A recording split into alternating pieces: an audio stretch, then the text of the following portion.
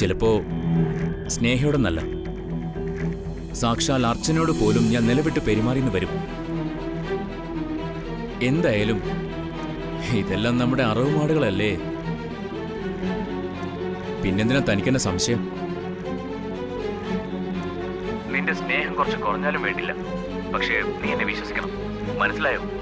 അത്ര വിശ്വാസകരമൊന്നും അല്ല. സ്നേഹിക്കുന്ന ആള് മറ്റൊരു സ്ത്രീയോട് അടുപ്പം കാണിക്കുമ്പോ അത് കാണുന്ന ഒരു സാധാരണ സ്ത്രീയുടെ ജലസിയായി കണ്ടാ മതി നീ അതിനെ. അതിന് അവന്തിക്ക് ഒരു സാധാരണ സ്ത്രീ അല്ലല്ലോ, ധനുഷിന്റെ കാമുകിയല്ലേ. അതെന്താ നീ എന്റെ മുഖത്ത് നോക്കി പറയാതെ അങ്ങോട്ട് തിരിഞ്ഞെന്ന് പറയുന്നേ? എനിക്കെന്തോ ചില കാര്യങ്ങൾ നിന്റെ മുഖത്ത് നോക്കി പറയാൻ ഇപ്പോഴും ചമ്മല.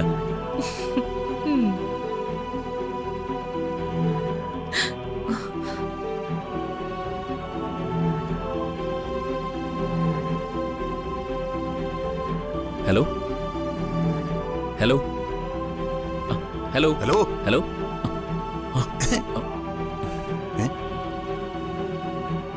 എന്താ ഉറക്കമൊന്നുമില്ലേ? ഉറങ്ങണം.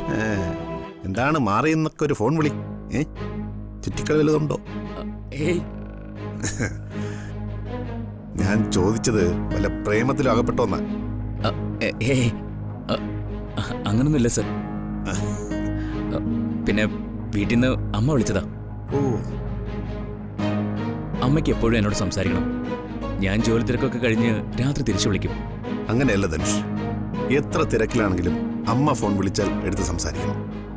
ഒരു മിനിറ്റെങ്കിൽ ഒരു മിനിറ്റ് സംസാരിച്ചിട്ടേ വേറെന്തും ചെയ്യാവൂ. ഈ ലോകത്ത് പകരം വയ്ക്കാനാവാത്ത ഒന്നുണ്ടെങ്കിൽ അത് അമ്മയുടെ സ്നേഹവും വാത്സല്യവും മാത്രമാണ്. കണ്ണുള്ളപ്പോ കാഴ്ചയുടെ വില അറിയില്ലെന്ന് പറയുന്നത് പോലെ അമ്മ ഇല്ലാതായി കഴിഞ്ഞാലേ മറ്റാരും അതിന് പകരാവില്ലെന്ന് തിരിച്ചറിയും നമ്മൾ. അമ്മയെന്നൊക്കെ വിളിച്ചിട്ട് എത്ര വർഷമായെന്നറിയോ? പലപ്പോഴും കൊതിയാവും ഇതിനൊക്കെ ഒന്ന് വിളിക്കാൻ. എനിക്കറിയാം സർ, എനിക്കും എൻ്റെ അമ്മയെ അത്രയ്ക്ക് ഇഷ്ടമാണ്. ഇപ്പോ ഞങ്ങൾ സാറിൻ്റെ കാര്യം പറഞ്ഞുകൊണ്ടിരിക്കുകയായിരുന്നു.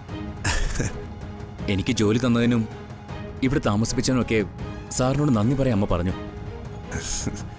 നന്ദിയുടെ ആവശ്യമൊന്നുമില്ലെന്ന് അമ്മയോട് പറഞ്ഞേക്ക്.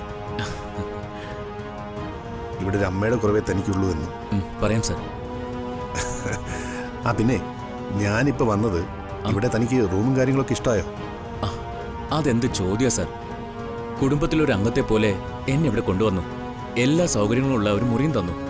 എന്നിട്ട് ഞാൻ ഓക്കെ ആണെന്ന് ചോദിച്ചാൽ ഞാൻ എന്ത് മറുപടി പറയാനാ സർ? നന്ദി ഞാൻ പറയുന്നില്ല, കാരണം ആ രണ്ടക്ഷരത്തിൽ തീരുന്നതല്ല ഒന്നും. സാർ എനിക്ക് തരുന്ന സ്വാതന്ത്ര്യത്തിനും സ്നേഹത്തിനും ഒക്കെ സാർ പ്രതീക്ഷിക്കാത്ത രീതിയിൽ ഞാൻ പ്രായശ്ചിത്തം ചെയ്യും. നോക്കിക്കോ, സാറിനെ ഞാൻ ഞെട്ടിക്കും. സാർ പോയി കിടന്നുറങ്ങിക്കോ, രാവിലെ ഓഫീസിൽ പോകാനുള്ളതല്ലേ. അപ്പോൾ good night. Good night sir.